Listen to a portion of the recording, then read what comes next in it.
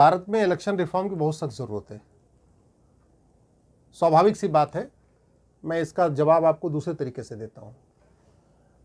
जो आपका लाइसेंसी रिवॉल्वर होती है ना, लाइसेंसी बंदूक, उससे आप इलीगल काम नहीं करते। वो आप सेल्फ डिफेंस के लिए रखते हैं, घर में रखते हैं, अपने लिए रखते हैं बस। लेकिन जो अवैध असलाहा होता है वो सेल्फ डिफेंस के लिए नहीं होता है, वो किसी को मारने के लिए खरीदा जाता है। अवैध हथियार से अवैध काम होता है, वैध हथियार से वैध काम होता है। ऐसे ही वैध पैसे से वैध काम होता है, अवैध पैसे से अवैध काम होता है। इस देश में शराब बांटी जा रही है, विधायक सांसद खरीदे बेचे जाते हैं, जो क्लर्क के लायक नहीं वो भी जो है मंत्री बनते हैं, अनपढ़ गंवार मंत्री बन रहे हैं।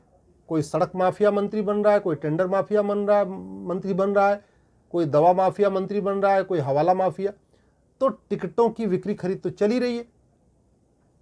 तो जो हम ये कहते हैं लोकतंत्र का मंदिर है संसद और विधानसभा, तो वहाँ शुद्ध आचरण शुद्ध विचार वाले तो नहीं पहुँच पा रहे हैं। वहाँ तो ऐसे लोग पहुँच रहे हैं जो पॉलिटिकल पार्टियों को 50 करोड़ 20 करोड़ 30 करोड़ देते हैं और टिकट खरीद लेते हैं।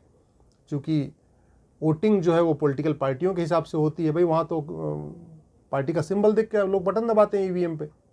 फिर ये नहीं देखते कि ये XYZ ये कोई माफिया है, अच्छा है, बुरा है, कैसा है, तो देखते नहीं है। तो फिर वो लोग जीत जाते हैं बाद में कोई इसमें से कुछ लोग मंत्री भी बन जाते हैं, कास्ट के अकॉर्डिंग, क्लास के अकॉर्डिंग, जैसी उनकी सेटिंग हो जाती है। इलेक्शन रिफॉर्म की बहुत सख्त ज़रूरत है। और इलेक्शन रिफॉर्म भी तभी सफल होगा जब इस देश से कालाधन खत्म होगा। आप कुछ भी कर लीजिए, सबसे एक कहावत है ना कि आप गैस की पाइप काट दीजिए चूल्हा बंद हो जाएगा, या दूसरी कहावत है कि नाक दबाइए मुंह खुल जाएगा। ये कहावत है। ये तो आप कालाधन खत्म करिए, आप हवाला खत्म करिए, आप देखिए इस देश की राजनीति भी शुद्ध हो जाएगी, जातिवाद भी खत्म होगा, भाषावाद भी खत्म होगा।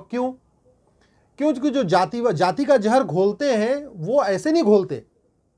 जाति का जहर दो लोग घोलते हैं, एक तो वो जिनको फंडिंग होती है जाति का जहर घोलने के लिए, और एक वो जो जाति का जहर घोल के जाति को बढ़ा के विधायक सांसद पार्षद प्रधान बनना चाहते हैं।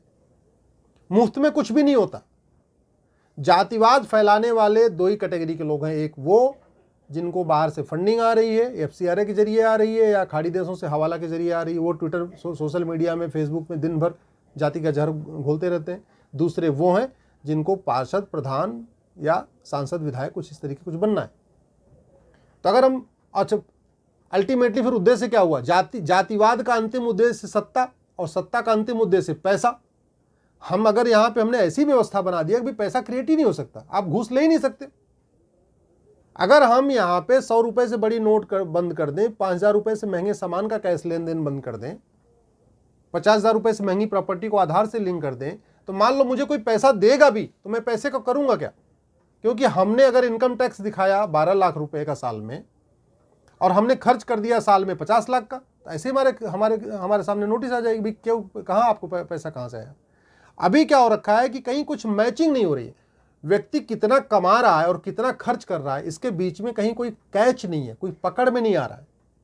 दूसरा, प्रॉपर्टी को आधार से लिंक कर दे। इस देश में प्लाट, फ्लैट और फार्म हाउस के रेट कम से कम 25% डाउन हो जाएंगे। ऐसे लोगों ने जो दुनिया में है ही नहीं, उनके नाम पे 10-10, 20-20 फ्लैट नोएडा, गाजियाबाद, गुड़गांव में खरीदे गए हैं। जैसे उसको आधार से लिंक करेंगे पता लगे तो जिंदा ये आदमी नहीं है। ऐसे राम कुमार, श्याम कुमार, मुन्ना कुमार, अमर कुमार, अब्दुल्ला कुमार और शाहरुख कुमार हो गए, उनके नाम पे प्लाट फ्लैट बने हुए। तो उसको खत्म करने के लिए, और मोदी जी पे हमें पूरा भरोसा है। मोदी जी ने प्रॉपर्टी को आधार से लिंक करने के लिए कानून बनाया, वोटर ID को लिंक करने के लिए अभी कानून बना दिया है। हमें पूरा भरोसा है कि मोदी जी वो प्रॉपर्टी को आधार से लिंक करने के लिए कानून बनाए, क्योंकि 2018 में उन्होंने एक समिट में ओपनली बोला हुआ, उसका वीडियो है, उन्होंने बोला है हम इसको प्रॉपर्टी को आधार से लिंक करेंगे। मेरी PIL चल भी रही है और PIL पे सरकार का अभी तक जवाब नहीं आया। इसका मतलब सरकार के मन में कुछ है।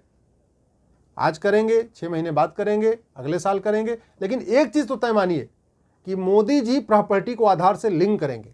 और प्रॉपर्टी को आधार से लिंक करेंगे तो ये भी तय मानिए कि देश को पता चलेगा कि महबूबा मुफ्ती के पास कितनी प्रॉपर्टी है। अब्दुल्ला परिवार कितना बड़ा है, तब देश को पता चलेगा कि सैफई के खानदान के पास कितनी अकूत प्रॉपर्टी है।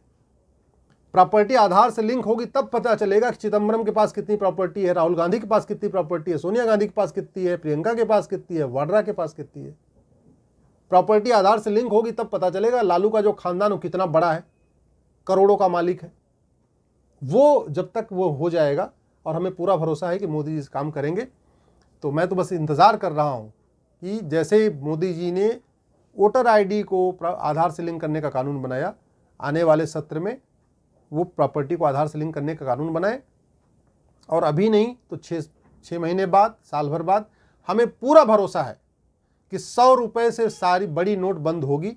2000 रुपये की नोट को हमने सुप्रीम कोर्ट में ऐसे ही चैलेंज किया हुआ है, मेरा मैटर सुप्रीम कोर्ट में पेंडिंग है, मैंने 2000 की नोट को चैलेंज किया हुआ है, और हमने यही कह के किया है कि डिमोनेटाइजेशन का मतलब होता है नोटबंदी, डिमोनेटाइजेशन का मतलब नोट बदली नहीं होता है। इसलिए 2000 की नोट बंद किया जाए। इस 2000 की नोट की वजह से हवाला बढ़ रहा है, भ्रष्टाचार बढ़ रहा है, काला धन बढ़ रहा है, सारे गलत काम हो रहे हैं, जितने भी गलत काम होते हैं सब बड़े नोट से होते हैं आम आदमी के पास। और इस देश में 80% लोग आज की डेट में फ़ोन यूज़ कर रहे हैं, सबके पास आधार है, सबके पास बैंक खाता खुल चुका है। भाई लगभग अगर आप जनधन खाता और नॉर्मल खाता मिला दीजिए तो 50 करोड़ बैंक खाते हो चुके हैं। यानी हर घर में बैंक खाता है, हर घर में 1 से 2 बैंक खाते खुल चुके हैं, हर घर में रुपए कार्ड या डेबिट कार्ड या कोई ना कोई कार्ड है। आज का युवा मोबाइल पे यूपीआई, एटीएम, पेटीएम, भीम सब यूज़ कर ही रहा है, तो ज़रूरत क्या है।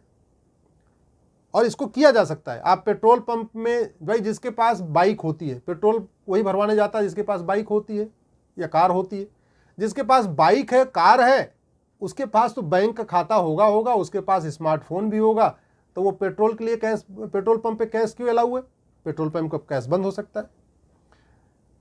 स्लीपर क्लास या लोकल डिब्बे में जो सफ़र करते हैं, चलो एक बार उनके पास मान लेते हैं, लेकिन जो लोग 3rd AC, 2nd AC, 1st AC में ट्रैवल करते हैं या जो एरोप्लेन से चलते हैं, उनके पास तो एटीएम, पेटीएम, भीम कुछ न कुछ है ही है। तो सारे एयर टिकट आप कैशलेस कर सकते हैं, वहाँ कैश नहीं चलेगा। सारे ट्रेन के AC के टिकट आप बंद कर सकते हैं, भाई आप यहाँ पे कैश में टिकट नहीं खरीदना है आपको, केवल यहाँ पे आपको एटीएम, पेटीएम, भीम करना पड़ेगा। या पेट्रोल पंप पे आप कैशलेस कर सकते हैं, वहाँ भी कैश नहीं चलेगा, आपको यहाँ एटीएम, पेटीएम, भीम यूज़ करना है। ऐसे बहुत कोर्ट फी सारी आप कैश ख़त्म कर दीजिए, कोर्ट में जो कोर्ट फीस लेगा एटीएम, पेटीएम, भीम यूज़ करेगा।